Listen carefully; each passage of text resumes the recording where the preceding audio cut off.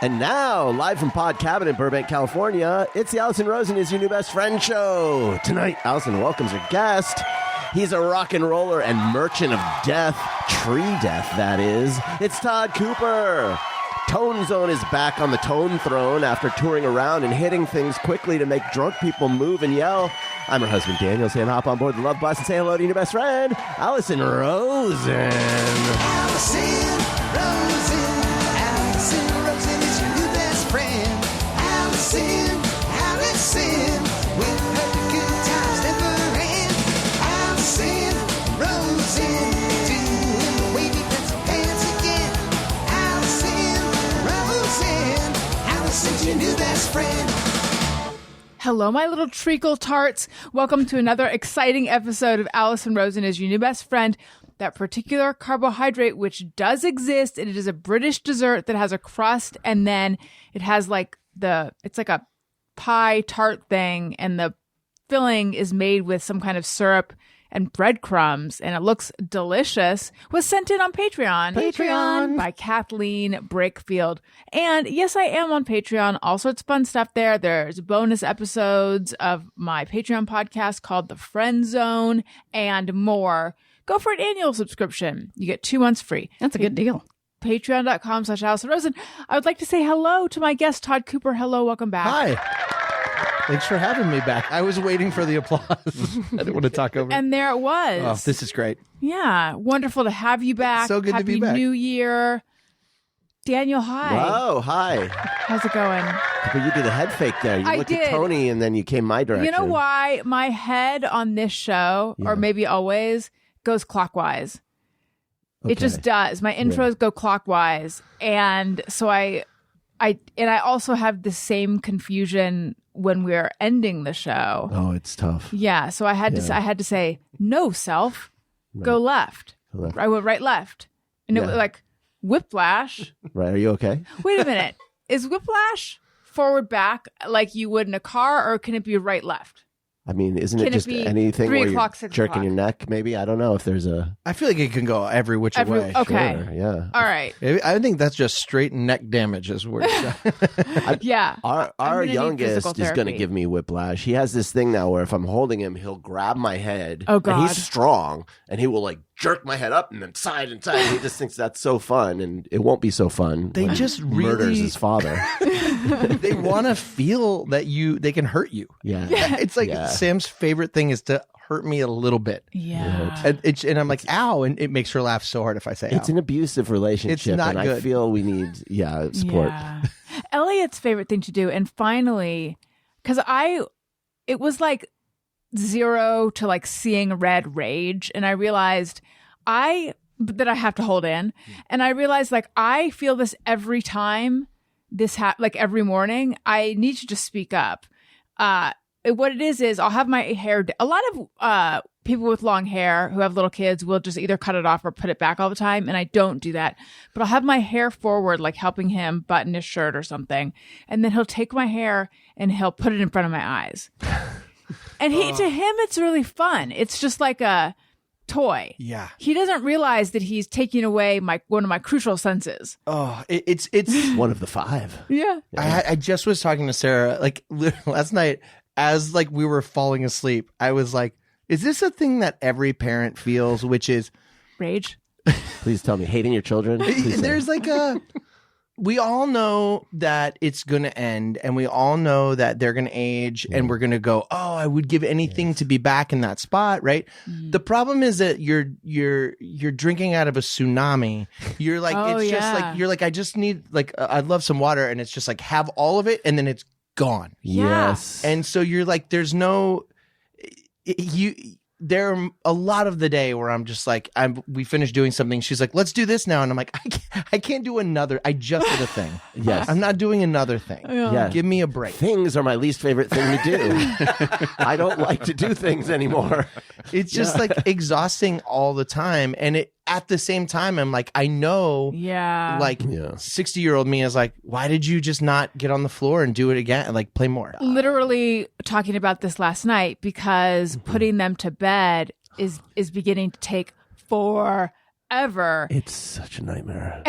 And Elliot gets like very energetic before he goes to sleep lately and wants to ask like 1,000 questions. And so now the way we do bedtime is they both sleep in the same room, and I lay next to Owen and Daniel was next to Elliot. And ideally they fall asleep fast, but that now it's like a 2-hour process. I was saying to Daniel, I know we're going to look back and like miss this slumber party vibe, but I hate it right now. It's like you can't wait for it to be over, and then you know that you don't want it to be over. It's the craziest thing. So wait, hang on though. I got to say hi to Tony. Hi. Welcome back. Thank you. No. Yeah. Allison? That's right. Okay. Yeah. Thank you. I know it's been so long. Well, it feels longer than it's been. It's been like It's been about a month. Yeah. Pre-Christmas. So it's been longer than a month though. It's been like 6 weeks. No, it's not been that. When It feels like it. I think we recorded the week before Christmas. I don't know. Whenever the last, it was the last time we recorded before Christmas was last year. Oh, wait though. a minute. Christmas was not a month ago. I Almost was a thinking month it was ago. like February. Doesn't it feel like mid-February forever right ago, now. Christmas? It really Yeah. is. Yeah. Oh my God, yeah. I mean, that's crazy. So it's been about About a a month month. or even less than that. Yeah. So thanks for Wow. correcting me. Well, you're welcome. Well, I missed you. That feeling has gone away, but I figured. no, but I did. Welcome back. Good Thank to see you. you. It's We'll good have to to be hear back. all about. And your teeth look really white. What's going on? I have no idea. I Really? think that's the first time anyone's ever said that to me. You didn't do some whitening on the tour bus? You didn't slap on a couple Crest white strips? Slipped and fell on a few Crest Whites. Yeah. They just have like an intense blue light when you sleep like this. Yes. Yeah. Your teeth out.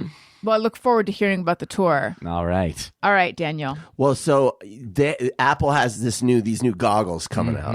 The Vision Pro, I think they're Everyone calling it. who's male knows about that. And I literally saw the commercial earlier today. That's the only reason. Well, Okay. it's sold out, so you can't buy it, I guess. But I've been reading these reviews that have been coming in, and one of the features that seems to be like really amazing and powerful, and people are like talking about, is just like photos and videos you take with your, I think only the Max phone, like the Pro Max will do this, but you can take photos or videos and then look at them on this and you're like inside the image. Like you can be like, it's a 3D scene. And I was thinking, there ain't no way I'm buying these goggles anytime soon because it's just the price tag and everything. How much are they? It's like over $3,000. Jesus. Yeah. But I was like, by the time I'm going to buy one of those, it's going to be years. It's going to be several iterations down the road. And these two terrorists I live with will be older.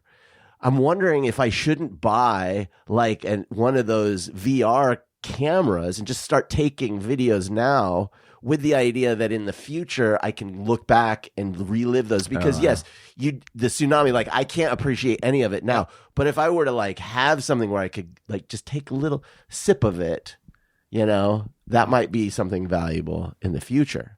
And as Daniel, because for you guys, this was fresh, but this is the second time I've heard this. Everything is like second or third time you've heard it. And at the beginning of it, I said, wow, that would be like great for grief. And Daniel's like, yeah, but also. Yeah. But I stand by my original No, point. I did not say. Yeah, you were like. I did not deny it. Okay, but you were like, you're interrupting me, and this is the vibe. You're interrupting me, and that's not the direction I was going with You this. weren't getting what and I then was you trying to say. discuss something that really is grief, just by a different name. Well, I was thinking like we can't. I wasn't thinking like it in terms of like let's capture all the people that might be dying in our lives. I was thinking it's like and deal with grief. It's just more like let's record our kids now while they're still young and cute. right, but the feeling of wanting to go back and relive is akin to grief. But anyway, It just feels being good to disagree with you. Like, the no, wet- you're wrong. You're wrong. It's like a scratch on my back. Like, oh yeah, get that spot. Oh. being the wet blanket that I am, Uh-huh. I had some questions, which none of us have the answer to, which are, but how do we know that video taken now is going to be compatible Well, with that's several something- iterations? I don't know from anything now? about it. A, B, it's it's also possible that they'll be able to like retro actively do something with videos now to make them compatible, right? No, probably not really very well because, I mean, unless there's some like AI that allows you to do it. But like the thing about the VR is that it'll have the offset lenses. What so does you'll that get mean? the, well, like it's like 3D. So, so you'll don't know get what the offset two, means in you know what I this mean? sense. Like your eyes are, like how your eyes are like this and you have one that's depth. And But one the that's, Pro Max can take this video now, yeah? yeah. And I think it uses the two lenses. I'm mean, not sure. As soon as you were talking about that, I also, by the way, have been watching all these videos and had the same thought, but then just forgot it until you just said it again. I want to claim that I also had this thought. Well, But if don't you if- think it might be worth the price tag for the camera, even though That's- it's like, That's what- the thought you had? Yeah, I mean, specifically, like, yeah, I should start filming. I have, like, I don't know if I have the right phone or not, but, like, I feel like if I have it, I just need to film everything. Just in get there. them now. Just get it in. for the future. You're Even- storing up for then. I'm guaranteed in 5 years, the cameras will be 10 times better, and the footage I'm taking now is garbage. But to have that immersive version of Yeah. it is going to be worth something. Yeah. I mean, do you guys know, I feel like I've brought this up before. Do you know Ray Kurzweil? Do you know Raymond Kurzweil? Oh, I've heard the name. Why am I picturing a big clock? Yes, he's a friend of his. Yes, he's a clock. He's a It's actually just a clock. He named it, and he visits it every now and then. He also, do you know Kurzweil keyboards? Have you seen It Kurzweil? sounds familiar. They're Wait, like- does he have anything to do with a clock? I don't think so. I think there must be a watch that's like Wurzweil or something. I know what you're talking about. There's like Wurlitzer keyboards, and I feel like there's also a similar clock name. I know what you're Okay. talking about. Thank you. Yeah, I'm with All you. right. I've Thank you. but he's a futurist. He's been talking about technology. He's a technologist futurist from like the 80s. He had a book that came out called The Age of Spiritual Machines. This is in like the 90s, this book. Essentially, he looks at his whole baseline is, all right, computing power is growing at X rate over time. They say it doubles every year, whatever that math is. And he's like, okay, well, if you're doubling, we're here now. By this point, we'll be here. Therefore, we'll be able to do X, Y, and Z. This guy predicted everything. Like in the 90s, he predicted everything that was going to happen till now. It's bananas. Wow. You listen to these chapters in the book and it's like, okay, first it's like you won't, no one will have like photographs anymore. Everything will be on a phone. Music won't live like on CDs anymore, or not on a phone, but on the On a computer, device. digitally. Yeah. And it just, he didn't predict the iPhone, but he predicted like computing essentially. And the only thing that he was a little off on timeline wise was VR. Yeah. Did he think we'd be there now? Yeah, he thought like in his defense, like it's just like no upstart. They've been talking about VR for 10, 15 years. I have a Don't theory defend about this it. guy, though. What's this? Don't defend him. He was wrong. Yeah. So this idiot. I have a theory about VR because I've given a lot of thought to it. That it's like the problem with VR has been that no one really wants to close themselves off from the environment they're in. There's something kind of like scary and about that. Like just sitting in your living room and not being able to see everything around you just feels like and then there's like kind of the weird, motion sickness thing. I think the reason why, and I've always been bullish about AR as being more of the breakthrough. I think that the Vision Plus or whatever the fuck they call it, I think they're kind of cracking that. Like I think from what I'm hearing, they're sort of getting through. So that this might actually finally be that move forward. When I wrote, so there was this magazine, you might have seen some issues of it, Daniel, called Access that I wrote for. It was that like glossy magazine. It was national, but it was out of San Diego. Anyway, many years ago. And they were like technology, culture, music. And they had one of their parties at a virtual reality arcade. Did you guys ever go to one of those? No. I It know was so gimmicky and like not all it was really was you'd play a video game, but you'd put on a head thing. But it wasn't like, oh my God, I'm inside this game. It was just, but it did close you off. And I don't know. I can't remember. I don't remember feeling like I've been transported to another world or anything. I was always afraid, like if I was home alone, like a monster Yeah. come up and tickle my toes or something. You know what I mean? Like, I don't know what to But get. see, that's why, because you wear your earbuds all the time to put distance between you and your family. But that's why I can't do that all the time, because I feel like, or if I'm walking or something, like But I I feel can like I need see. to. Well, yeah. Yeah. I think the two things that I thought would be useful, I finally was like, oh, yeah, that would be good for VR, would be watching movies. Yeah. So you could be in an IMAX at home. You know, you could literally just have the huge screen, the sound and everything. That would be really cool.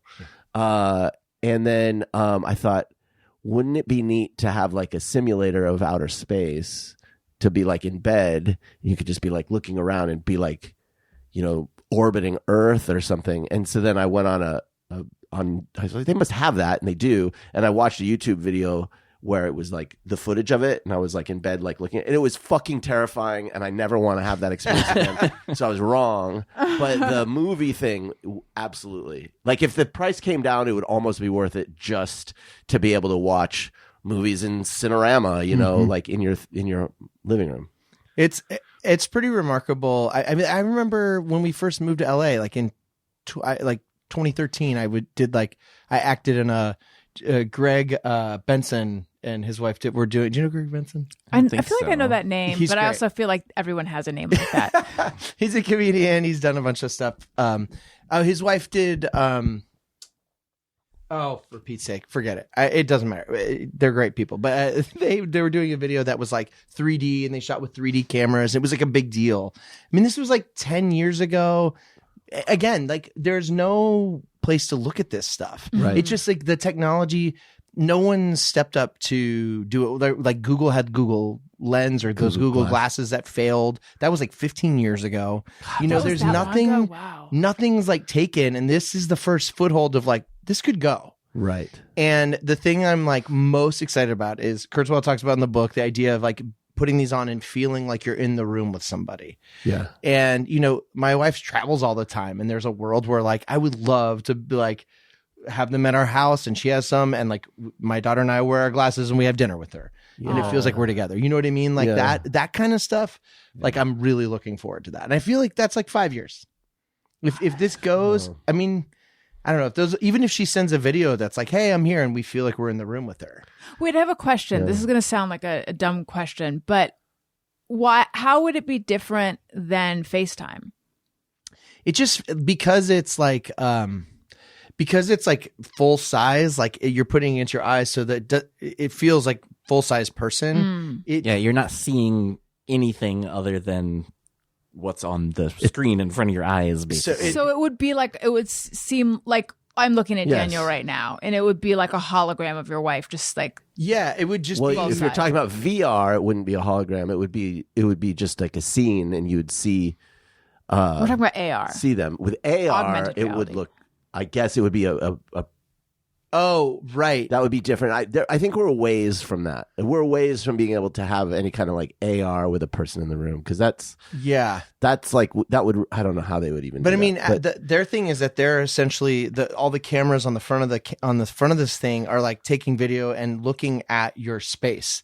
Did you see the thing where it says like it uses sensors to get the idea of what materials are in the room, so that for reverberations for sound? No. Yeah, so it's affecting. So when someone's talking to you on FaceTime, it's putting It's them simulating in, the- it's simulating your environment. So it's putting their voice through a filter that simulates your environment to make it sound like they're. how in does the it room even with have you. the computing power to do all of that? But I mean, you know, chips. That's the computing power is everything, right? It's like all the chips are getting smaller and more powerful all the time, and so we're fine. And maybe that's what Apple was waiting for. Is like we need a chip to release something.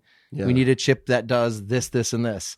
But yeah, so it's like sending out all these points of data. It's got cameras all on the outside, so it's looking at your space, and then it's like taking in data about what's around you and making sound changes, making video changes based on it. But it like essentially it's your whole field of vision. So when you put them on, it's like you're just looking around. Yeah. Does that make Kinda sense? neat. It's so when she's in there, she'll stay in one place, and I'll turn my head, and she'll stay in the spot. It'll feel like I'm there with her. and potentially, it's taking video of her surroundings. So I'm looking at her in her space. Essentially, I would join her in her place, and she would join us in ours. It would be hard to eat your dinner, though. Like, you can't see your food. Yeah. I think that's the other Right. thing that they're working on is you saw the thing where like somebody talks and they put essentially the video of that person in the room pokes through the thing that's on the screen at the Oh time. no, I haven't. I've watched all the. I'm like very overwhelmed with this. Yeah. Also, we also noticed that it's all men, but everyone in the videos is a woman. Oh, is that right? See, when you said your wife goes on tour a lot, so it'd be neat to have. I thought you were going one direction, and then you said so you could have, and then Sam could put on the goggles. I'm like, oh, you're not in that direction. I mean, I didn't think you were really saying for sex this would be good, but obviously, that's I the think direction it's going. 100% that's a piece of it. I mean, Yeah. eventually will be. Of course. So wait, if she's in your environment and you're in her environment, you mean when she's got the goggles on, it's as if you and Sam are where she is, and when you guys are wearing them, it's as if she is where you are. So you're all together, but having different experiences. Actually, In theory, I don't really know how it will do it. It might. I mean, there's also a world where you go like, hey, simulate me a place, like just create a room that we join in, so we're both experiencing the same place. We could be outside, we could be in a building, we you could could be a in that room. weird room from 2001. I would Space just Odyssey, Yeah. the word that goes up in a circle or whatever. Oh, I was thinking like the one where it's like at the end. 14th century. Oh, yeah, where it's like, right. yeah, That where movie, he's so good. What were you gonna say? Oh, I don't know. I think we're a ways from the AR just because the ability to capture your face when you're wearing the goggles. Have you seen that? No, what? It does that. Oh, it does. That's what's crazy. So it can. Wait, what? Betsy Zanaro. Mm-hmm. It's like that's one of the features is like it's crazy. There's one of the features is like if you FaceTime with somebody, it looks like garbage, but like if you FaceTime with somebody, it's using cameras of your face. And when you move your eyes and whatever, it's doing that on the screen. So someone's looking at your FaceTime. You're wearing the goggles. But they don't see the goggles. They don't see the goggles. It simulates this part of your face where the goggles are. So I feel like That's so weird. This is going to get better over the years, and 100%. I'll just wait until it gets better. I mean, and cheaper. It's going to get better and cheaper. I mean, that's. I just know, like, I'm looking at 5 years. I just know that's how it goes. Yeah. Like also when the iPhone first launched, there was like, I think there was like music on it. It was like essentially an iPod, so it had music. It had a calendar, Right. Mail. It had like a few apps. The end. And it was like, and it was mind blowing. Yeah. And I remember it was like 2 iterations before they had the App Store. Yeah. Oh, yeah. You remember? I mean, I remember the first one being you could make it look like you were drinking a beer. Do you remember this one? I remember. I forgot about The that. accelerometer, yeah. What was it? It just looked like a beer on the screen. Oh, but yeah. It was like the accelerometer like showed like the orientation of your phone. So you'd be like, I'm just gonna drink this beer, ha ha ha, and you would download an app for that bit that was over as soon as it started. Yeah, you do it one time. And Yeah, all right, well, guess I'll delete that. But Did you guys ever have on, let's say I had this on my Mac Classic, some like a roommate or something put it on my computer where when you drag something to the trash, it's Oscar the Grouch going, because I love trash. And then it's like, yum, yum, yum. That's back when you could customize the sounds on your Mac. I guess. So it's like you could. I remember my startup was like HAL from 2001 or something. Yeah, they stopped letting you do that shit. Yeah. Apple. was that like the big green and purple? And No, this was before that Yeah. even. It was the little like very small screen where the whole thing was in that. The original kind Yeah. of design. Apple II. No, the green No, one the was like Apple. the G4 or something. It had a G in the name. I don't My know. friend had one in college, I remember, and I was just like in awe of it. I loved it. The colored one or the Yeah. yeah. Yeah, it was so cool. Well, that was the first one that Steve Jobs, when he came back, I think he had those. Did you guys know I worked for Apple at an Apple store for years? No. No. Oh yeah, that's That's why you started. That's why you used to hate Christmas, right? Yeah, that's right. Yeah. Your relationship to me Yeah. is only through Christmas. Any knowledge you have of me in my life. And you've been married to Sarah for 15 Christmases?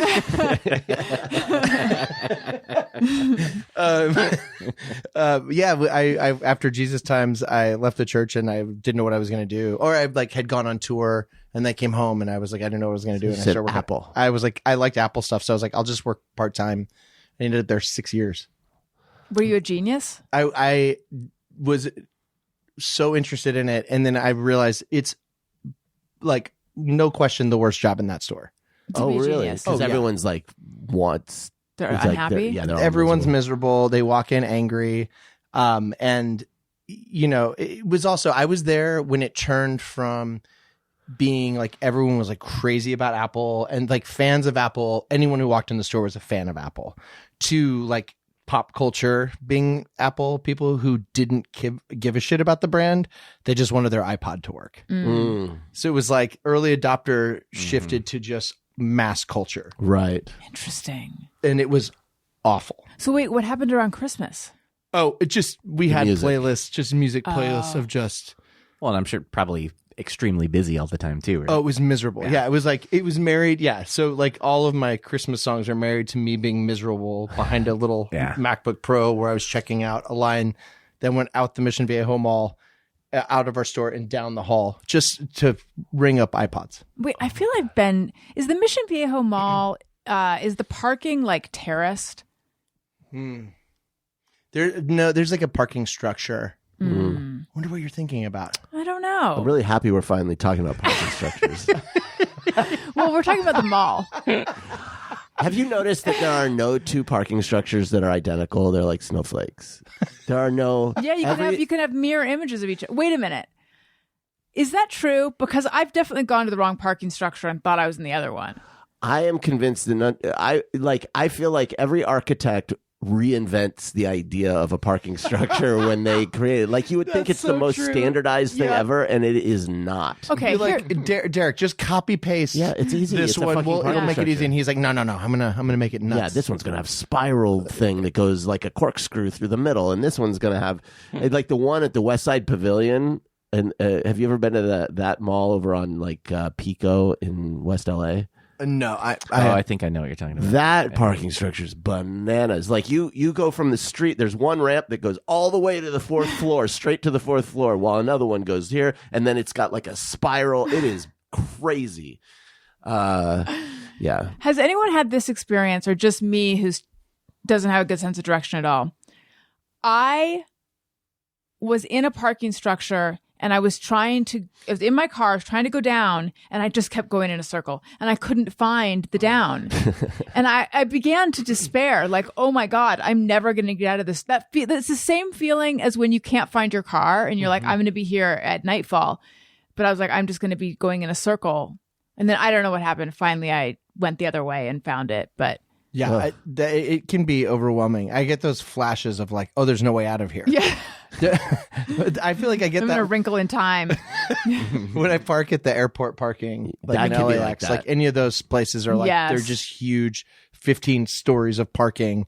And it's impossible. Yeah. You're like, I parked next to a Tesla. Right. And then there's the one random there's the one random lane that is actually the down ramp, but it's not clear until you're right on it.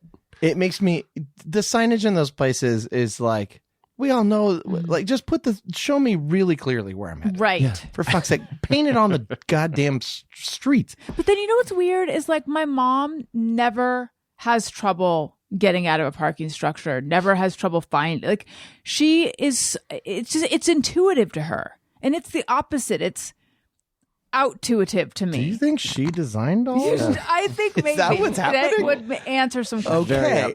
That's why you brought it up. She subscribes to Parking Structure Quarterly. She has a guest column. Structures I love.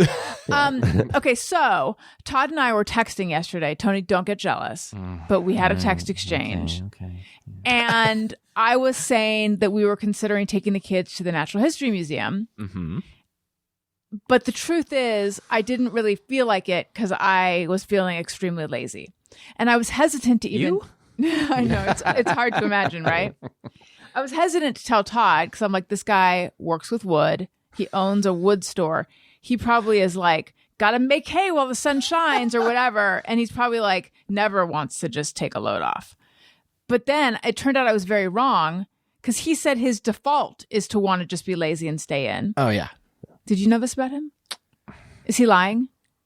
I don't think I knew that. No. Does that sound right to you? But I mean, I can understand it because you Work with you wood. you go to your job I'm sure you work. It's probably somewhat physical. I work hard. Yeah. I'm not so bad. Yeah, no, but I was thinking that after we got off the text, I was like, you're like, oh yeah, I default to wanting to be here, and I'm like, hell No, yeah. that's what like, you said. Oh I just want to be home. Yes. I'm a homebody. I don't want to. And Sarah is like, if she's inside for 20 minutes, she's losing her shit. And I'm well, like, see, dude, I want to binge that's what I watch. wanted. Oh, yeah, you were saying that your wife doesn't understand the concept of binge watching. Yeah, it's like too much. How does that work? Because Daniel is also. I don't want to go. How does it work being married to someone who's the other kind of person? You just go. I mean, I do. I just because like I don't know. Like I guess I always have fun when I go out, but like I definitely would prefer to be at home. Like I do. After you texted me that, I started thinking like someday, like when Sam's out of the house and like I retire or whatever, I'm gonna watch a lot of TV because like when we first got married, I don't think I had the power in my soul to be like, it's okay for you to not like it and me to like sitting around all day. Like I don't need to. I'm not going to feel judged. Like I'm just going to do what I feel like.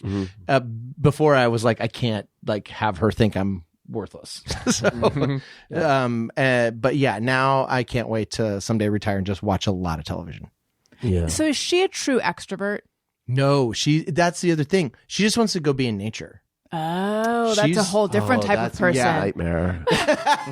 Oh my God, nature. Yeah, I grew up with people forcing me into nature all the time. Did you really? Oh God, it was like hiking was like like so many people, like hiking was a thing that they would want to do all the time. I did so much fucking hiking. I don't understand it. When I was on mushrooms, you're supposed to like really love being outside. Like the outdoors is supposed to be like the thing with mushrooms. I was on mushrooms and all I wanted to do was go inside and be on a couch. That's it. Like, and everyone's like, what is happening with you? Like, it is like, by and large, that's what people want to do is be outside. Yeah. Even in that, I was like, nope. I want to be inside. I've told this story before, but not in a long time. I think I fell in love with you because we were dating and we were walking toward your front door and like stuck on the wall by your front door was this little like thing like a leaf, and then there was like this like bugs. There's this like a slimy those appendage fucking like things, man. wiggling out of it like some kind of larva thing, and you're like, oh my God, nature is so disgusting. So fucking gross. Nature gives me the fucking. And I was like, willies. yes, because there's someone else who would be like, look at this wondrous life. I never inside figured out this what those tiny bugs pod. were. They were like they were like. I think it was maybe a half larva, inch. a larval form of something I disgusting. don't know. They looked like a brown leaf stuck to the wall, and then on each, so they were sort of like oval, right, or like almond shaped, and then on one end there was just like a little. It looked like maybe a little tongue or something that would stick out. It was so fucking nasty. I was just like, oh God, man. I know it is like everything in nature, like organic, is like either slimy and gross or on its way to being slimy. And Yeah. Yes. Right. Most things want to be slimy and gross. Yeah. That's why I love concrete. It's not Now going to get you slimy. deal with wood. No, but wood. But aren't there like? Do you ever find disgusting I'm sure you insects find in the creepy wood? bugs. Yes, wood is gross. Has I mean, it's wonderful. That's the other thing. I'm like in nature all day with wood. I love it. But you find in the stuff we're getting trees from like people's houses. So there's like rot in the middle. There's like mushrooms growing on everything. It's crazy. Like we just ran a whole load of lumber that had like mushrooms growing out of every which way. Oh wow. Because it sat there for like it came off the saw and sat there for like 5 days, and like mushrooms like In 5 days? Wow. it's crazy. It grows really fast. Like nature wants to, because it's like ready to start. I mean, that's how it's creating a microbial network. It's like, you know what I mean? It's like, all right, my job as a living tree is done. Now I'm going to start the communication with the other trees by planting. Well, they've just there was Crazy. there's some studies recently where they I'm forgetting where the studies came out of, but where they actually were able to witness the leaves of plants communicating with one another. And they communicate through the releasing of some sort of, I forget what they're fucking called, but like pheromone, a leaf but like pheromone. the idea is basically like if a plant is being eaten by a caterpillar, it sort of releases this thing, and they've been able to, in a controlled setting, have another plant that couldn't see what was happening. You know, wasn't like in any kind of You mean a plant? a plant. No, would- I know, but no plant will be able to see what's happening. Well, but if there's no way for it to have any idea, like obviously we're talking about plants that don't have brains, but to isolate the air from this and then have that air filter to the other plant reacts. And does what though? They send warning signals. They send warning signals. Something's wrong. It's like a scream. It's like, hey, something's wrong. They don't know why, and they don't know like what they're Sorry saying to laugh each at other the exactly. plant pain. But we do know But that then in plants are response- communicating to each other. And in response, what does the plant do? Well, so one of the things it Runs. can do. What'd you say? It runs. So actually, it's interesting. So if and this is in all cases, but in some cases, when the plant is being like, if there's a bunch of caterpillars, let's say, eating it, it'll release these chemicals that become attractive to birds that will come it's eat like- the caterpillars. So it's sending a signal. It's Wow. like it releases a thing. It's like a self-defense mechanism, but as well as being a communication one. It's crazy. That is It's crazy. Do you know about the microbial network? Do you know what I'm talking about when I say that? Well, the only thing I know about, I didn't watch The Last of Us, I haven't yet. but I did Was see that on the microbial network? Yes. Oh, we get that with that Pluto, right? Yeah, it's free. But Daniel did. So I caught a few scenes of just disgusting, like mushrooms growing out of someone's mouth. And anyway, so then around that time, there were a fair amount of articles about how this is actually not just fiction, and it had to do with like the way that mushrooms communicate. Yeah. Is that what you're talking about? Yeah. Okay, so then I do know a tiny bit. Like there's like a fungal, it's called a microbial. No, I'm not using the right words. Oh, sorry, listener. Your listeners are going like, this guy's an We idiot. have a huge science listenership. Clearly, I know that that's true. I should know this from, there's like a book called The Secret Life of Trees. There's also a woman a professor in the Pacific Northwest, I think in Vancouver, who studies and has found all kinds of amazing stuff about Like trees. there's miles of fungus that can Yeah, that's right. communicate with each other over long And certain distances. species of trees communicate and others aren't on the same network. So Oh. like a pine and I don't remember what the species are, but it's like a pine and an ash tree can communicate, but a walnut tree and this cedar can communicate. It's something like that. Wow. So the different microbial networks under the ground through the fungus is starting like just has a channel to each other. And they're just talking shit about They're, us. you they're know? like, They- here comes that dipshit. But apparently, like when a bear is scratching its back on a tree, it's sending a message to the other. Like it's Wow. the phrase I didn't know that this person writes is something to the idea of like it's sensing that you're in the forest. Like when you're walking through, the trees are sensing that you're there. How you want to say it, they don't see it or hear it or feel it, but they're aware that we are there. And it affects how they behave, what they're doing. and that's why I Is this just want what to. Go ahead. I just want to leave them alone. Yeah, I don't want to man. bother them by Let those- walking through. Bro, take it easy. Yeah. Have a break. Is this what that Rush song about trees is about? Sure. Do you know, there's a song. about trees. What's It's like in the timbers of Fernario, the oak tree, something. That sounds like a great song. Look it up. I think it's called Trees or something like that. Rush Trees. How do you not know this, Todd? Yeah. The Legend The of Trees. I should absolutely know Yeah, this. what are the lyrics? There is unrest in the forest, trouble with the trees, for the maples want more sunlight, and the oaks ignore their pleas. Is this a children's book? What if It's probably like an allegory. But This maybe is- it's about tree communication. he's got the wisdom that we've all been waiting for? Geddy Lee? Yeah. Is that who it is? The singer's Geddy Lee? Yeah. I almost said it and I was like, I think that's the bass player. You would have nailed it, man. You Well, blew it. he is the bass player. Yeah. Yeah. Is he? Yeah. Yeah. And singer. And Yeah. so- And singer. And play some synth also. Sure. Yeah. I just saw a picture of him on Reddit. Somebody posted like Geddy Lee as a kid, like working for like International Tractor in the place he grew up. And he had, like, before he was like a base legend, he was like, Getty runs our shipping receiving department. That makes total sense. Right? Yeah. Yeah. Wait, what else does it say? Is there any tree communication or any? Let's see here. The trouble with the maples, and they're quite convinced they're right. They say the oaks are just too lofty and they grab up all the light. I feel like it might not really be about trees. I don't know. But this is a children's book. It sounds really good. It does. There is a line that says, "As the maples scream oppression," in quotes, oppression. So they're like really screaming it. And the oaks just shake their heads. Fucking oaks, man.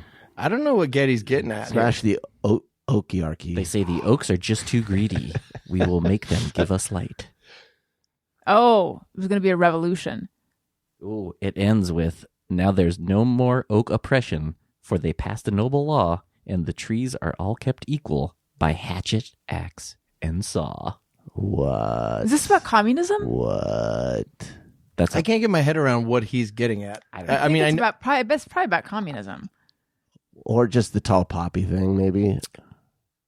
Maybe, but it's about like a law Gets his head and cut. Is that the thing? I don't know. Yeah. The thing that grows. Well, what's the tall poppy syndrome? It's like- like you're not allowed it- to stand out in it's Scandinavian cultures where countries. if you're rise up above the rest, want to like chop it down. But Don't it's be too like great. a law was passed that makes it so that no one can be get more. excellent. Will you Google what people think this is about? I'm a little afraid that it's about what's it called? Libertarianism. No, what's the thing? Sort of- Objectivism, what's the Ayn thing Rand? with like I in bet it colleges? Like they're I can't. affirmative action. Thank you. That's what I'm afraid it's. Oh. It's God. yeah, it's probably something like it's like annoying. But I don't think that Rush has bad politics, do they? I just wouldn't I be don't surprised. I don't know what their politics are. It wouldn't shock me if they're Some objectivists. Like it's just Yeah, doesn't it seem like prog rock and objectivism would go together? It just- and Kurzweil, Yes. and his Yeah, big they're all- clock. They're all yeah. He just wants as many notes in 1 second as possible. Yes. That's what Geddy Lee is interested in. Yeah. That's his politics. He has an Instagram account called Getty Images. Isn't that pretty I good? heard about that. Yeah, Where did I pretty hear about good. that? I think Marin Maybe that's retweeted or no, you know what? Marin was like sitting behind him on a plane and he tagged it in the post. Did you find what they think? Yes. Well, apparently, I forgot about this. I said it, but Neil Peart, the drummer, it was actually who wrote all their lyrics. I didn't know that. Yes. And in an interview when the song came out, he says, this is a direct quote from him. "The song's about a forest full of maple and oak trees. The maples begin to get uptight because the oaks are growing too big and tall and are taking all the sunlight away from them. So they form a union and endeavor to get the oaks chopped down to a reasonable size." Did you say they form a See, union? no subtext, Yes. honey. But no, it literally Not then in it it. says in 1980 in a Modern Drummer article, he was asked if the song has a deeper meaning, and he just straight up said no. that sounds right to me. That also, reads. All That's right. true. There I you feel go. like he's being cagey, I or feel maybe maybe he's right. Authors will sometimes do like J.R.R. Tolkien. Why doesn't that sound right to me? That's right. Yeah, though, that's right. Yeah. I Isn't think it J.R.R. Tolkien? there's a couple R's in Yeah. there. At least two, maybe At least 4. two. He packed them in. It's J.R.R. Martin Tolkien. Yes. Martin Tolkien? No, not really. Didn't he say that Lord of the Rings was not an allegory for like World War II, even though I think his son, or maybe he fought, I think his son may have fought in World War II. And it's so clearly, it's so obviously one. It always annoys me when they do that. Yeah. It's like, just look, we can also make other interpretations. That's fine. But can you please just be honest about what you're writing about? Yeah, it's like if I tell you what it's about, then it's going to limit your I mean, interpretation of listen, it, and I just don't want to define it for you, man. I can respect that too, but it's just when it's so obvious, just be like, yeah, obviously. I mean, obviously, we just lived through World War II. I wrote about World War II, but it'll apply to other things. Yeah, I mean, I can understand why will never have this experience, but I can understand why if you're making art and you're making a thing, it would be annoying for people to be like, dumb it down for me. And you're like, I, as an artist, have put a lot of time into choosing the words to say the thing I wanted to say. And this is the way I chose to say it. Yeah. Like, artfully, this is what I'm doing. By all means, have at it. like make your own opinions. But I could see it being annoying. But also, like when someone hits the nail on the head, you can't just go like, "Oh, that's not it." Or just say like, I like what David Lynch will do, which is like, hey, whatever you think. Like, but don't deny it. That's the problem I have with it. I totally respect, you don't want to put an explanation under the painting about what it's about. Right, yeah. I get it. But like, don't say it isn't. Yeah, that's right. Yeah. Come on. Tony, Yes. how was your tour? Tell us about it. Oh my God. I know a couple dates were canceled, right? Yeah, everything was great until the very end. We were supposed to play 2 more shows. We played Boston. The day we were playing Boston, we were supposed to go to Buffalo the next day, and then literally a travel ban to go to and from Buffalo happened. And there was a terrible snowstorm and all that. Like, because, the football game that was supposed to happen, playoffs, like they had to push it back a whole day and everything. Whoa. Which, so like, if they did that, that's pretty serious. So we literally couldn't go, and then that prevented us from going to Toronto where we were supposed to end. So that was a bummer, but the rest was really great. All the shows were super fun. That the Boston show was honestly the highlight. Like, the crowd was absolutely insane and so loud, and it was the perfect ending. So in a way, it was nice the other ones didn't happen, because they would have had a lot to live up to. But yeah, everything was great. And a lot of the shows we played, because this was a 20th anniversary for our first album. And Which was, what was that one called? I Am the Movie. Mm-hmm. And so to kind of like, in the spirit of us back in the day, although they were bigger, we played, some of those shows were a lot smaller than we normally play. Oh, that must have been exciting for the audience. Yeah, and it was, and I think You mean smaller venues? Yeah, smaller venues. And not all of them, but a lot of them were. And that just, sometimes you hear musicians say that a lot, and you're like, why would that be more fun? But it really is. There's just like an energy in those rooms that just like doesn't happen when there's more people for some reason. Because like, honestly, whenever we play Nashville crowds, like, that's kind of become like the hip city, and like the crowds just kind of stand there and watch you. Like they don't an LA really, crowd? Yeah, well, see, that's the thing. That's the reputation LA crowds have. We have always had great crowds in LA, and in Nashville is kind of what the LA reputation is for us, anyways. And you think it's like a hipster thing? I know there's a lot of industry there now too. Industry, I think. When people say that about LA, I think that does apply at shows where industry would be at those shows. Yeah, for sure. But you're probably not, at this point in your career, it's not like, now it's fans, so they're loving they still get mixed in there though too, because they always find a way, I feel like. But like yeah, mushrooms. Yes, but I think the Nashville show was the smallest of the tour, and then it was like, oh, this was great. Like, let's always play a room like this. Where did you play in Nashville? The Basement East. Yeah. That's great. Which, apparently that place had a real extra shitty 2020, because I forget COVID happened, so they couldn't do anything, and I forget if it was before or after COVID. It also got destroyed by a tornado, apparently. Oh my God. And so they had to like rebuild the place, I guess, and everything, and now they're doing well. But Nashville's gotten hit with a lot of disasters. There have been like floods, fires. There's been a bunch of things that have happened. I remember there's like a warehouse at, like, I think Kebmo, the singer-songwriter Kebmo, had like lost all these, like his whole warehouse of all of his equipment was just gone. It Sucks. just, I mean, like, it's I'm unfamiliar with Kebmo. Kebmo, he's great. It's like a blues guy, right? Yeah. He's awesome, I feel like he's in soundtracks. So you'd hear a song and be like, oh, yeah. Oh, like, I yeah, feel like he's probably. on every soundtrack. Okay. Yeah, he's awesome. But, Nashville's a weird place. Yeah, I admit I don't quite get it. I think it's like, it kind of like had a weird soul to start with, like the soul of like country Western. And then it like became an industry town for that, which sort of sucked the soul out of it. Yeah. And then it like, now it's like the East Coast Vegas.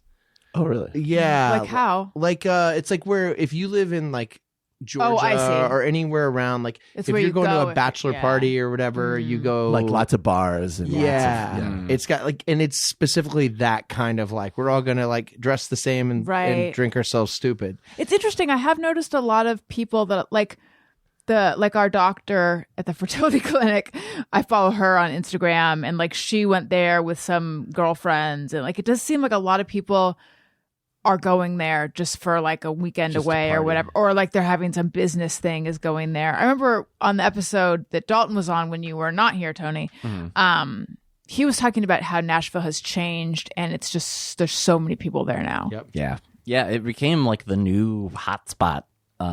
Yeah, but I don't know. I've been there a lot, but it's always, in and out real quick. So maybe I just haven't gone to the right spots. Yeah. But yeah, What, I don't think it's for me. What bands played with you guys?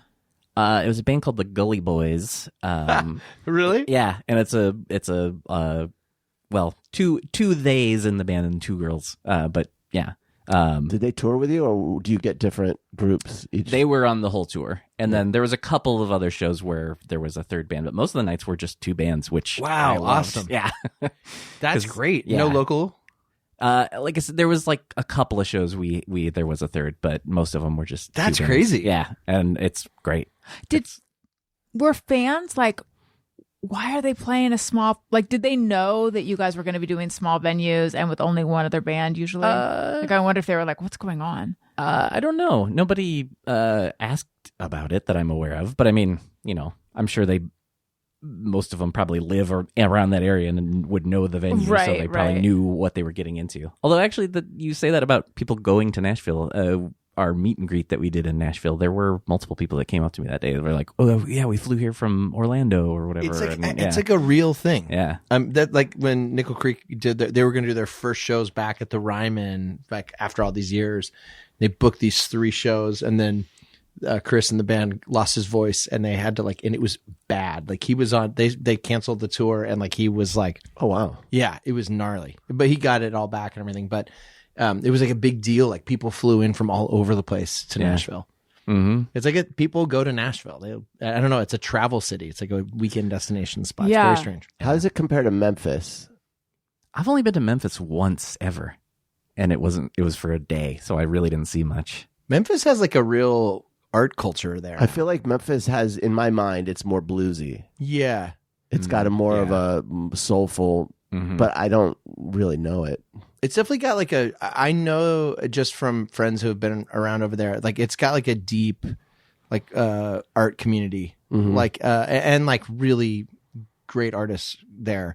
But it's also not a place like a ton of bands are from or anything. No. Like, have a few like great bands. Yeah, and it seemed very old. That's my one Yeah, memory yeah. is like everything seemed very old. At least the area of town I was in. Yeah, Yeah, and Nashville feels everything feels new. yeah. Yeah, I don't like It's that. fresh. The downtown is like weird because it's like this ancient, like really cool, like there are cool places. Downtown of Nashville or yeah. Memphis? And they're like these really cool, like old bars where it's like, Dolly Parton sang with Porter Wagner on that stage, for 4 people. There's like all these stories or whatever. And it's an amazing place, but right next to it's like this, Smart and Final? some copy paste restaurant. And, Yeah. like it's very strange. Yeah. There's just no soul anymore. It's like sucked out. But East Nashville is like apparently where the hang is. That's what. Yeah, some friends were there that I think they were all said that's where they live. Yeah. But, yeah. I don't even think I've been to that part of town. It's cool. Like there's some cool restaurants and little bars and stuff. Yeah. But yeah. I am so averse to going out and doing anything that just hearing you say East Nashville is where the hang is made me feel exhausted. Like I was just like, that sounds impenetrable to me. I don't want to have to wait for a car. I'm just going to go back to the hotel. I'm not even there. And I'm already like, I'm guys, getting more and more like that. I don't know. I don't think I can do this. Yeah, I really did not go out much at all on tour. Like it has changed very much for me. Where it took me 20 something years to figure this out, but I literally kind of started doing it on the last time we were on tour. But then this time I just straight up started telling people that wanted to like hang out, even if it was family. I was like, I'm not going out for food before the show. Yeah. Because like it is not enjoyable for me. Because Yeah. all I do, I lose all sense of time. And all I do is constantly look at my phone to see what time it is and see like how much time till I got to get back. And it just stresses me out. And it's not fun. It's not fun for the person I'm hanging out with. It's not fun for me. Yeah, I And- have found not the same, but the times I've done Sketchfest, Mm-hmm. and it's like I'm in San Francisco, people I know are there, it should be fun, but before a show, I cannot be social. Yeah. It's just it's too stressful for me. Yeah. And then afterward now, kind of the same. Yeah. It's like, it's like I go to bed pretty fucking early these days at home. So like there was our New Year's Eve show, like we didn't go on until this was the only show like this, but I don't think we went on until like 11:15 or something like that. Yeah. insane. And I was like, I'm normally in bed for an hour by then. Yeah. So what do you drink, coffee, or like what do you do to get your energy up? Or are you one of those people where drinking alcohol energizes you? If I will, like alcohol, like hard liquor will kind of energize me. Really? Beer kind of puts me to sleep these days. But honestly, and I know this sounds like the corny answer, but like I can be Being on stage energizes him. it does. Like I can be tired, No, and that's then cool. like the second like you walk out and Yeah. you hear the crowd and stuff, it just kind of like it just No, that happens makes then. sense. I don't know how it couldn't. Like that feels 100% true to me. Yeah. Have you ever done a show where you were dead tired and just struggled to keep the beat? Because I can just imagine myself just being dun, dun, The immediate laugh. and to keep the beat. I can't say that I have. No. No, look at you. Yeah. Have you ever forgotten a drum part? No, not really. I've definitely gotten to, because I'm pretty much on the autopilot with a lot of the stuff. Like it's just like muscle memory and stuff. But occasionally there will be like maybe I zone out a little too much and be like playing like, wait, is this the second chorus or the third chorus? And like just have those little moments and then kind of like, well, I got to go for something here and let's hope it's the right one. So things like that, but that's about it. Yeah. Yeah, see, I would think being on autopilot would be dangerous. It works really well for me because I have noticed that the second I start thinking about what I do okay. is when I fuck up. Yeah. I have to just do it. I was thinking today, this is related I was thinking about how much my wife hates it when I whistle. Oh, yeah. And I don't appreciate it. It's so if you could do like a baritone whistle. yeah, no. Anyway, A baritone whistle? Yeah. Is baritone low? you can't go low with a whistle. He's a soprano whistler. Oh, It's Anyway. very high up. For some reason, I can't whistle on command. But I was but I was thinking about how amazing it is that you can think of a note and whistle it because your body knows exactly how small to make your mouth, how to do your I've had the same thought before. wow. weirdly. Yeah, you're right. It's wild that you're so calibrated so to that degree. And I was thinking about how, like with learning an instrument, that's the place you get to where it's like your body just knows, like if you're playing a trumpet, what an A is or a G or whatever. Like, and when you start to think about it, you can't do it because it's not part of the intellectual mind anymore. It's part of that, like the way a whistle is, or just talking, how you know where to put the tongue in your mouth to make a sound. You're not thinking about that. You just know it, and it's perfectly calibrated. I was thinking that's amazing, is what I was thinking. I mean, It is pretty wonderful. in a way, I mean, it's kind of like talking, sort of. Yeah. In a way, you know, you don't think about that really. Right. That's what I'm saying. Like, yeah. but come for someone like you who's really, really good, you're not, I would imagine, because I'm not good at anything musical, except whistling. God damn good at that. It's just like where you would, when you want to do an L in your mouth, just like you're not thinking about it. You just do it. Yeah. I've had people come up to me and like ask me about parts or something, like, or want me to show them how to do something. And I'm like, give me a few minutes. I gotta think about it. And then sometimes I just can't. Like when I like, or if I like, show me slowly how you do it. I'm like, I don't know if I can do it slowly. Did you take drum lessons? I did, but Your not dad's a till drummer, right? Yeah, my dad's a drummer, and I was self-taught for until like high school. I started taking some lessons in high school. Yeah. Back to this obnoxious whistling. Were you really thinking about how I hate it? Yeah. Oh yeah. Well, I was whistling. Hate is too strong. I was whistling something, and then I thought, well, at least Allison's not here to have to listen to this. And then I was thinking, but it is amazing, right? Like, like I know the note and then I whistle it and I hit the note. Yeah. I don't like find the note. What's your favorite thing to whistle? I don't know. Are we all going to have to answer this? Whistling is honestly whistling is the most subconscious thing. If I'm whistling, it's just because I don't know. I never set out to whistle. It's not like a. Really? Yeah, I don't know. I think I come from a long line of whistlers. Do you do it where like you like catch your do you ever catch yourself and you're like, why the fuck is that when I'm whistling? Often, I think that. Yeah. I think for me, it's like my brain has a radio station in it. There's always a fucking song, Yeah, same. and it's like when I don't want to sing it, I'll end up whistling it because it's just like I'm hearing the song in my head. It's so insane that our brains grab that stuff and play it back. Your ears aren't part of it. Right, not at all. Which is so weird to think of a sound. Yeah. But you're always thinking of the sound because Yeah. all you're doing is interpreting the input. It goes in and then your brain, I guess, categorizes it as data and just plays back the data. It's so weird. But yeah, that your brain just is running songs. Yeah. It's so bizarre. I have very Baby It's Cold Outside stuck in my head all the time. And it's making me wonder if there's some tones Yes. in our environment that, like, but in ours specifically, Yep. that are, is it my phone or is it, I don't know what it is, but something is putting this, That- or I'm cold, I don't know. I have a similar thing, but it's two songs. It actually hasn't been happening as much these days. I feel like we've maybe talked about this before. Two songs, almost always in my I head. think I know one of them. What is it?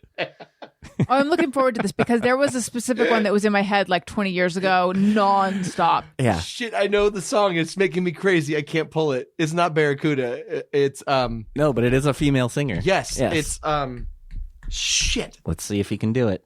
I can't remember. Heaven is a place on earth. Ooh. Yeah. In my head all the time. I don't know why. Really? And even weirder, the other one that I'll catch myself like humming or something. If I only had a brain. Oh, but see, that sounds like something that you're like self-talk, like some kind of negative self-talk or something. I don't know. Like but it I'll just also like is like a pretty. yeah, just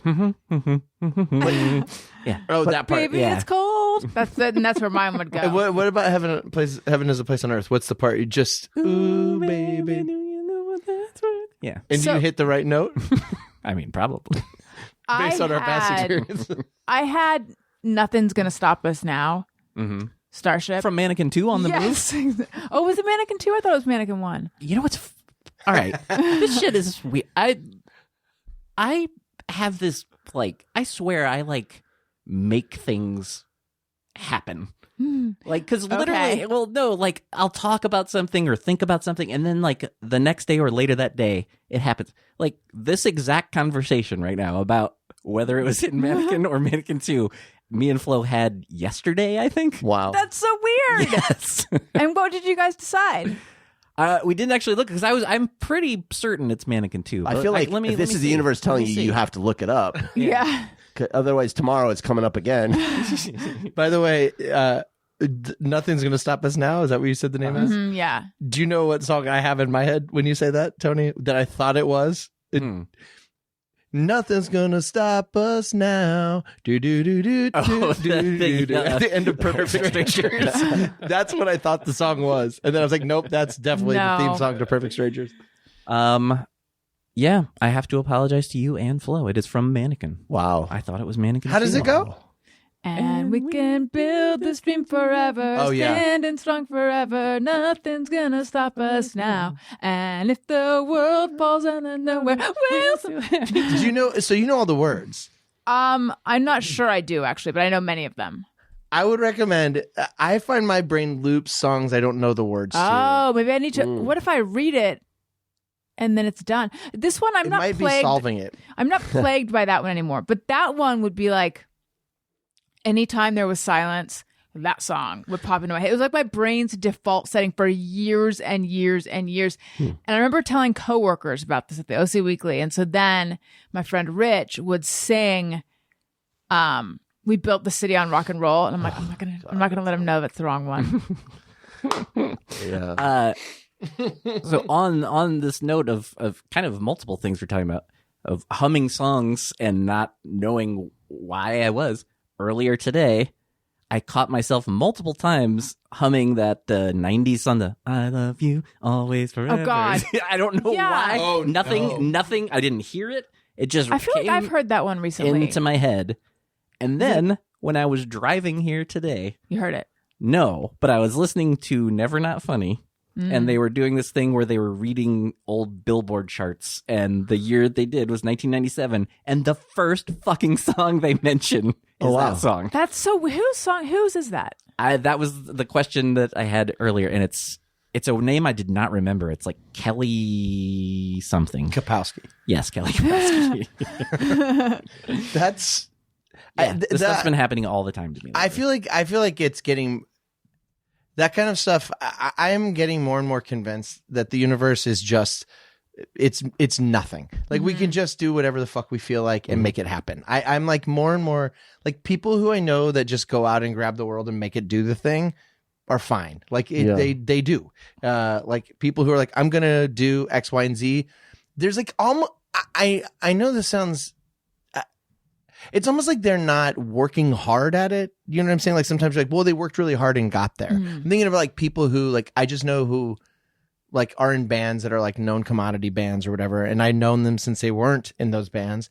And it's not like they worked really hard at it. They're just convinced that's going to happen, and they just will that shit, and it happens. I think there's some truth to that. I think like I don't know, the vision board stuff is too specific and too narrow. It doesn't really get to the heart of it.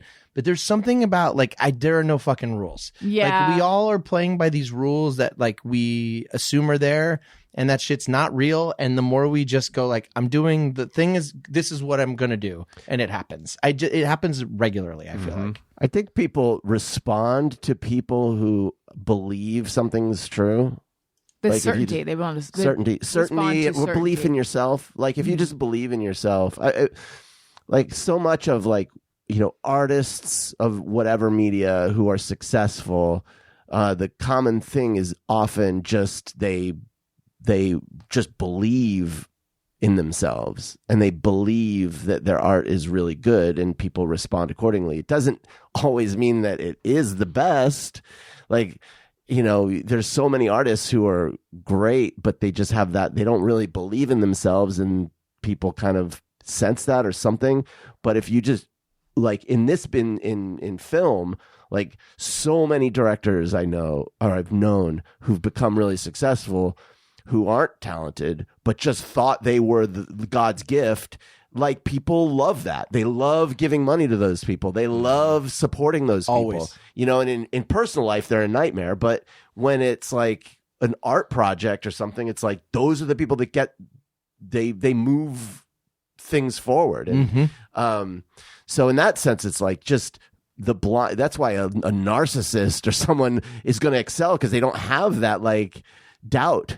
And people love that. The other thing is that if the universe is infinite and time is infinite, nothing fucking matters. So who cares? I do it anyway. Just do whatever. Who gives a shit? There's infinite variations of this moment. Like who cares? Fuck it. Have you heard this theory that like consciousness is like that our brains are that we don't create consciousness, but rather our brains have a antenna that like understand like the consciousness that's around us? The best description I heard, this is from another idea, this guy, Rupert Sheldrake, which is the most British name. It suits this guy. He's like an Oxford guy. His name is goddamn Rupert Sheldrake. Sheldrake and Bumbercatch are the two guys. Like, what's his name? Benedict Cumberbatch. Burbert. Was it Dick Cucumber Patch? Benedict Is it Cumberbatch? Right? Cumberbatch. But he says he has this theory. He's like an Oxford dude. He has this theory about reader. this thing. It's gross. He has a thing called morphic resonance, but essentially it's the idea that each species has its own like shared memory and shared knowledge, and that it's crazy. The data on it's nuts, but it like essentially like this. that like, okay, there's a species of rat, right, that they do this water maze test with in like Germany. They start this lab where they're testing speed of them finishing this water maze. They do the exact thing. Swim, rat, swim. That's them doing. The rats are swimming. So the rats nail it after a while. They get better at it.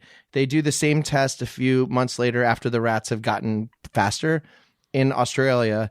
Different rats, not related, not like familial, not shared DNA, anything.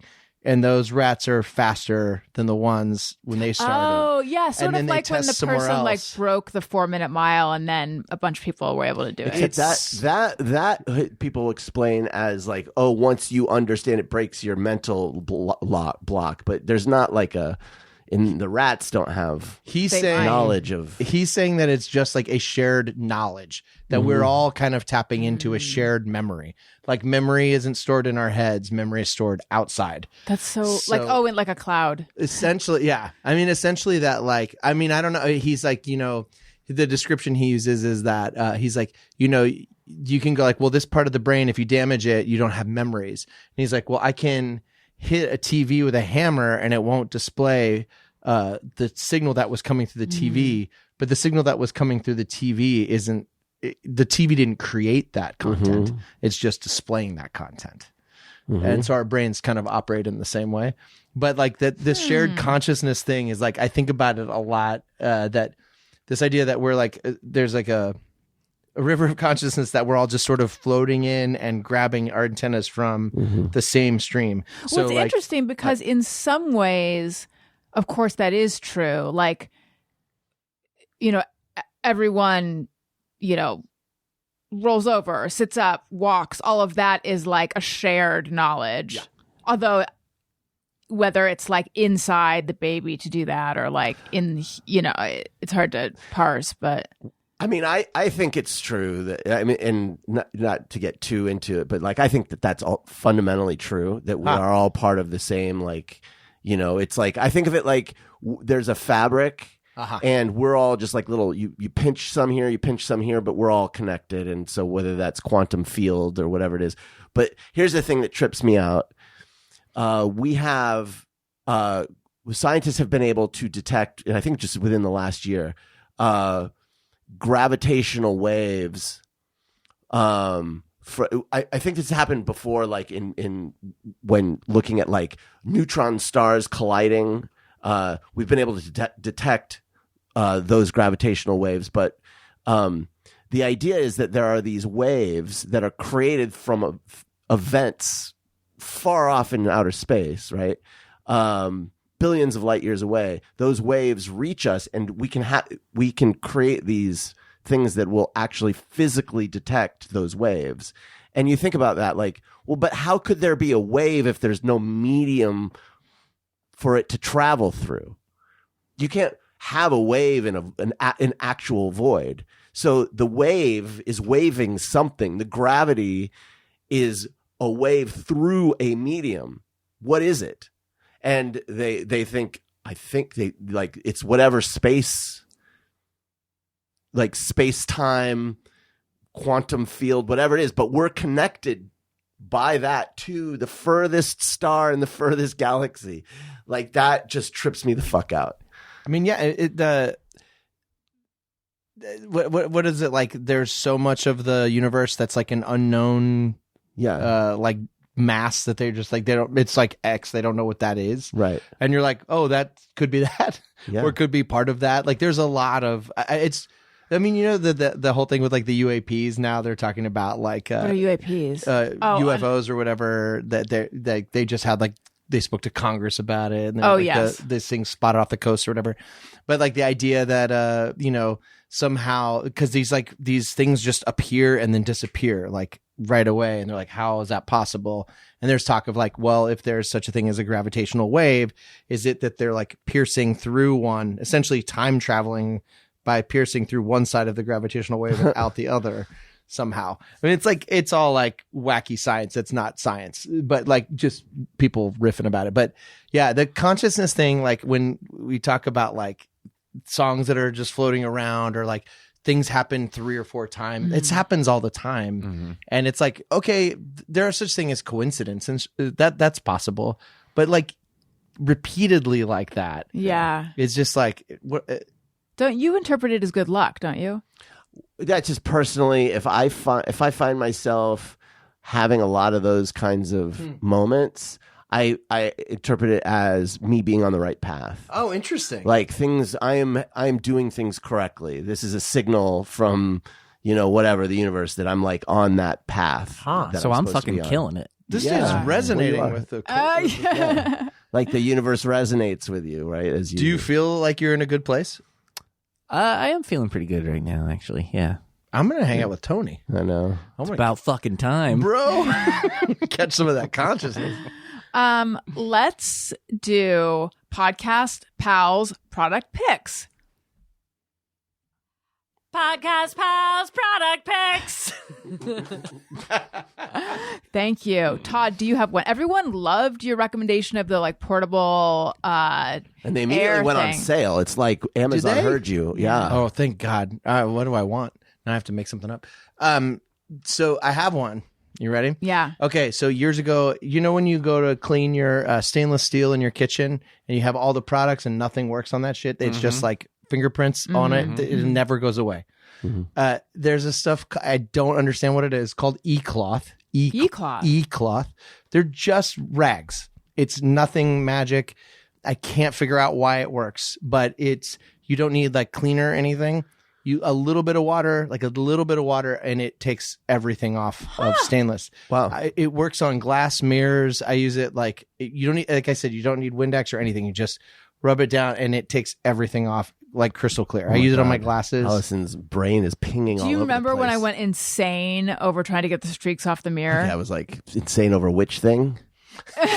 Yes, she bought like every product. I was going insane over. I would like, for some reason, I could not. All I could see in the mirror were the streaks. I mean, I know that my reflection was behind that, but it just was so loud to my brain, and I was like, I have to find a way to get the streaks off the mirror.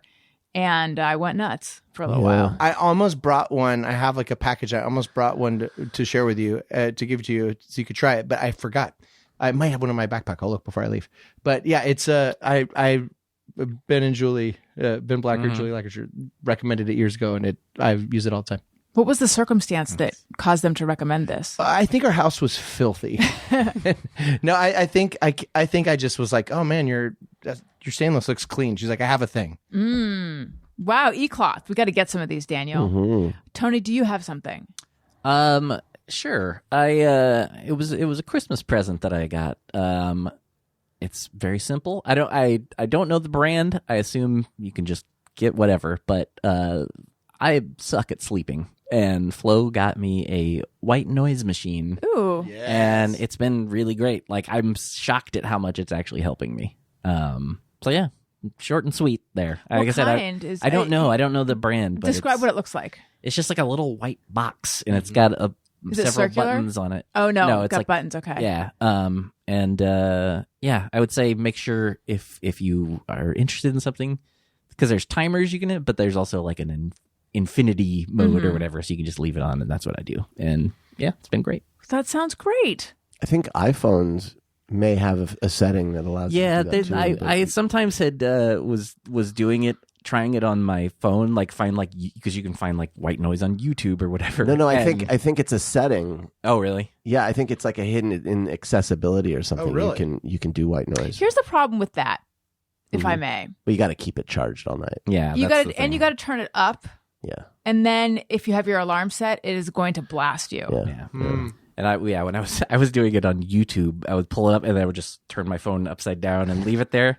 And and there were multiple times that said like 12 hours with no ads, and then at like 4 a.m. an ad starts playing. Oh my God. It was the That's fucking worst. Insane. I was like, these people, was this like a practical joke? No, they were trying to like they'll be asleep by now, so like it's a subliminal ad. Oh man, yeah. If you just whispered through that sucker, Yeah. you could maybe get away with something. E-cloth. What about you, Daniel? Well, this is something I got for the boys. if you have an old iPad that was before the newer iPads where you can use the Apple Pencil, it turns out that you can go on, you can buy the expensive Apple like first generation pencil. I think they'll work now, but they have cheap ones, knockoff ones, like $20, and they work great. I mean, there might be some features. I haven't totally tested it out, but if you want to use an Apple Pencil on one of those old iPads, like you want to use Procreate or something like that on there, you can now with the updated software and one of these $20 fucking, and yeah, the boys were loving it. So yeah, that would be mine. Wonderful. These will all, so if you, trying to think, go to allisonslinks.com and you'll see, I don't know if I called it guest picks or guest product picks or podcast pal product picks. I forget specifically what I needed, but just go to allisonslinks.com and then you can easily click to get to all of the guest picks. Let's do Just Me or Everyone. Sometimes I ponder on something I have thought or done. Is it just me or everyone? I actually have one. And I think I came up with this when we were driving home from the museum yesterday and it was dark. And I was remembering, so growing up in Southern California, we would go to Disneyland, periodically, and the most fun ever. And then getting in the car, driving home was the most depressing, kind of scary, I felt like despondent, solemn, alone feeling in the whole world. And I don't know if that's just me or everyone, but it was like, I have not ever done ecstasy, but I remember talking to someone who was explaining what the come down was so hard because it was like being pulled away from this, like that's how it was being pulled away from Disneyland, like going back to and I think it's a number of things. I think it's being overstimulated, probably. Like Disneyland was so much. And then it was like, I was just left with this, like all this stuff in my brain and I had trouble coming down, but also maybe like a whole day being devoted to paying attention to the kids. This is when I would go with my parents. And then just knowing that like, we're receding from that magical, I don't know. It was just, and I would always feel very freaked out in bed afterwards. Like just all the images from the day, like playing in my head. Anyone else have this? I kind of like, because I think for me, sometimes it's like, if it's something like that or like a vacation or whatever, like I look forward to it for so long. And then when it's done, it's like very depressing. And like, yeah, going home is, really like I got very bummed out coming back from Hawaii a few months ago. But yeah, so I kind of get it. Yeah. Did you ever have that? I this might be really bad. I get that sometimes for no reason. Oh yeah. Not related, just I do despair. too. Yeah. Okay, good. Like homesick. But not for a home. Just wild depression, despair that hits like a ton of bricks and then cools off. Yeah. Does it just like hit you out of nowhere? Like suddenly? I was driving here on the way here, was like, what's even happening here? Like, what am I doing? Like everything. That's how I feel when I come here. Dark. just on the freeway, and like I had just been driving through Hollywood, which always amazes me still. Like in LA, like to be here. I've been here 10 years and I'm still look, I'm in fucking Hollywood. Know, it's insane. I do there's same like thing. the sign. There's like I know. That was not where I thought. I thought you meant amazes you. Like what a shithole. I mean that too. That's also true, but it's like so crazy beautiful. to be in a city like that's so iconic. Yeah. I'm with you. I still kind of like every time I see the Hollywood sign, there's a part of me that's still kind of like, it's pretty cool. Yeah, it's kind of funny to me. Like, I can't believe this. Yeah. It's weird. But I immediately, like after that, had this weird dark hit. Yeah. I get that from time to time. I've not had it. I guess it's not the same thing. No, it might be the same thing. It doesn't sound exactly the same. But I get what you're talking about too. It might be drops in the same chemical. Yes. Yeah. What about did you ever get this feeling when you were a kid? I don't really relate. I mean, maybe my whole childhood was that feeling. Like, I don't know. We didn't go to Disneyland and stuff, so I don't know. It was like, yeah. No, I don't. But I think I know what you're talking about. Okay. All right. That's mine. Anyone else have one? I have one. I don't know if it's really just me or everyone or just me or anyone. But every now and then I'll think about Marilyn Monroe. And Yeah, how I do that. And Oh, wait, sorry. Yeah. You were done. And how sad it is. Like, so she's entombed in this cemetery that's like in Westwood, right behind a movie theater. There's like this little cemetery, and you could just walk from the street. You could just walk up, and it's one of those things where the casket's in the wall, and there's Like a marble. mausoleum. There's a marble, yeah. And so it's just so sad that, it's not like a family plot. She's not surrounded by loved ones, except for fucking Hugh Hefner, who bought the one right like above her, and before he died. And so now she had to have that fucking world-class creepoid be like forever now right above her. It's just so sad to me, like, that she's like, oh, it's so sad that she died and like that she was alone. And then this fucking dude is like, I'm gonna have the fucking, I'm for eternity be right above you. What a- I've been watching, there's a Vice show about him right now. It's called like I forget, like Secrets of Playboy or something like that. That rings And a bell. it's a lot of, I'd never heard, I mean, I assumed, but I'd never heard so many of these stories, and it's pretty shitty. yeah. But the show's interesting, but it's a bummer at the same time. Right. Yeah. I don't know. I think I'm the only one that thinks about this. Is that on the Microbial Network? Where did I watch this? There's no way that's the right terminology. I know I've blown it. Can't be microbial. I like I it feel though. like it could be. It is now. Fuck it. Yeah. That's like does anything mean anything? That's like the MeUndies cloth is antimicrobial. Yeah. Oh, yes. I think you're right. Oh yeah. And so is the universe. Now we're getting somewhere. Thinking about it. Todd, do you have just me or I everyone? don't have one. That's okay. I kind of, mine was the one about like this idea of like the tidal wave of like wanting to be with your kids all the time, like, but being overwhelmed. with Yes. so much of it. I think that's every parent. That's everyone. That's good. I feel better about myself. Tony, do you have one? I can't remember if I did this before. I'll I be can the only judge. think of one. If I talked about if I am at a store and I see something that I like kind of want, but I don't need it, and but I'm interested, but I'm not dying to get it. I will not buy it unless I see something else I'm going to buy. Mm-hmm. This is ringing a bell, but I'm not sure. Yeah, I'm not remember. sure. But now explain what's your thought process here? Oh, I don't know if there is one. Why are you in the store if you're not there to buy something else? That's a good point. Sometimes, just out killing time sometimes. Got it. Probably on tour, wandering around Yeah, somewhere. there's a lot of that. Or even sometimes like at a record store or something. Like maybe I'm not there for something specific, but I see something like, I kind of want this, but I don't know if I care enough. I have that. Yeah, and it's honestly, I think it's as simple as like, do I want to stand in line Yes. for just this? Right. Like, Right. It's that. And even sometimes there's not even a line, and I'll still be like, I feel stupid buying just this. Yep. Yeah, right. Because you can walk away from one thing, but two things. Yeah. Then Yeah. it's like you're And committed. it's like it's worth the time then. So all right, I'm getting a couple things. So If you did mention it, then I probably mentioned this one time that I went to Costco and I had like 4 things in my hand, and then I was like, I'm not going to buy any of this, and I put it all back and I walked out, and it was like Chariots of Fire should have been playing. I was so proud of Like you myself. just earned a bunch of money. Yeah, no, it wasn't even. It wasn't about the money though. If it was today, it'd be about the money. It was about the time. Mm-hmm. Like none of this is necessary to battle this crowd. Mm-hmm. And then I reclaimed my time. Good for you, Senator. Thank you. Speaking of reclaiming your time.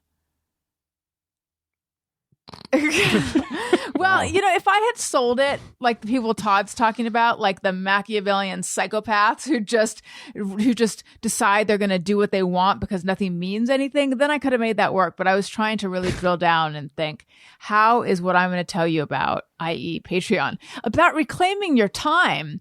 But really, you should fill your ears and your eyes with stuff you love.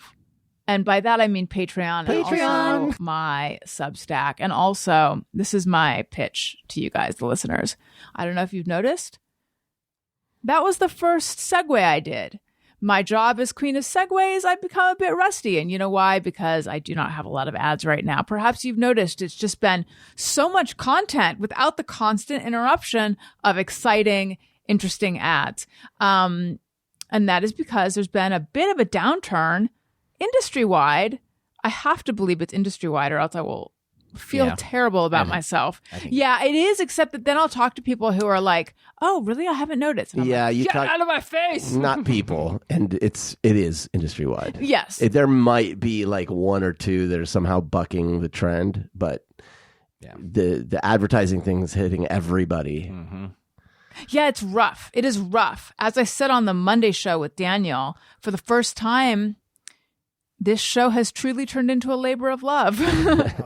And by that, I mean, it is not making money. So here is my request. If you like the show and you want to support the show and you are in a position to do so, I am now relying on support via Patreon and Substack. Again, if you're like, hey, bitch, I don't have any money either, I understand. And all you have to do is nothing, but also like leave us a review or tell a friend or, comment on stuff. If you have it if you have the spoons as a term. But if you want to directly support, please. How am I doing, Daniel? I feel like I'm not good at this. Oh, get to the point. You're doing fine, honey. Patreon.com/Allison Rosen. Oh my God. I got it. And I got it. And also Substack. You could just go to AllisonRosen.substack.com, where I am telling the never been written about story of how I found out I was Jewish, which is a crazy story. I would like to say hello and welcome to my patrons. Allison wants to say thank you to a couple of special people out there who signed up to be new patrons. Patreon.com/Allison Rosen. I would like to say hello and welcome to Laura Mallard, to Allison Vermilia, and to Aaron.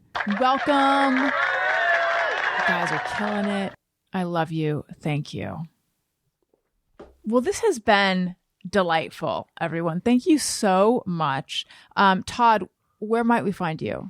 You can find me up there on that Instagram. I'm just hanging out. I'll give my plug to Patreon for Allison's show. Oh, thank you. Patreon. It's I have to say, like, I think this show is like really important to people, and I think what you guys do is like really important. It's like, if I'd say, like, if you're a listener, I know a lot of people who listen to your show and have for years. And if you're a listener, I'd say like now's the time to jump on board and support.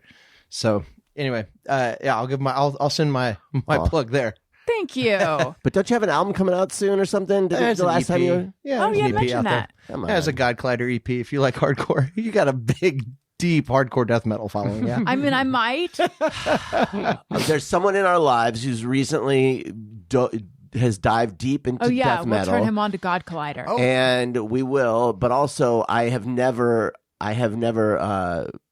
listened to death metal, and so it has gotten me.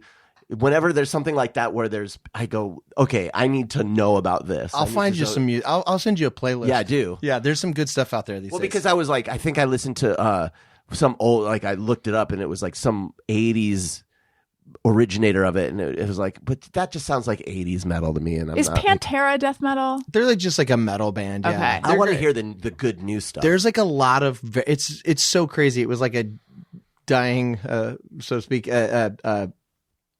genre. It was like nothing. It was gone, and now it's like super active. Records coming out all the time. It's crazy. And font no one can read. Yeah, splattery. Is Mastodon death metal? Yeah, they're like a metal band. They're like just like a metal band. I would call them. And here's the other thing is I have aged out of knowing all the details. There are sub genres. Like when my band plays, they're like, well, you guys are more like this type of this and this mixed with that. I can't. I have no idea. Thing, though. Like it is all the crazy little Yeah, death metal has a billion. It's very splintered. I love that. What about you, Daniel? Well, you can find me on Instagram, or if you are living on the edge, If you're adventurous, you can find me whispering into a sock on Threads. Don't do it.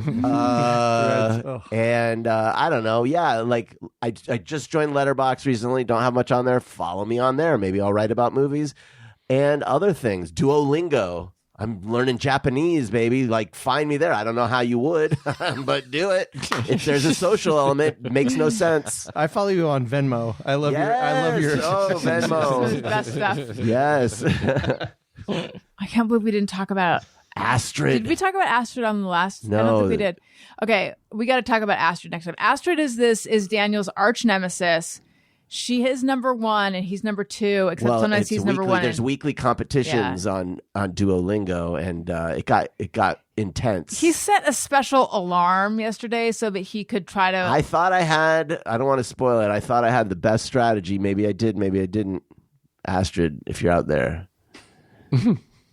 I got your number. Tony, what about you? Not much these days. I'm mostly just Instagram at Tony Thaxton. and yeah, just bizarre albums every Tuesday. And hey, yeah, I'll say it too. Join Allison's Patreon. Oh. She pays me. About that. No, just kidding. Thank you so much. Yeah. Everyone, thank you. And follow me on all the places, etc. You can find everything at AllisonsLinks.com. ALISONSLINKS.com. Thanks, everyone. Listeners, thank you for listening. I love you. You matter. Goodbye. Hey, do you know about the Allison Rosen show? We had a good time, but now we gotta go. Yeah, Allison Rosen is your new best friend.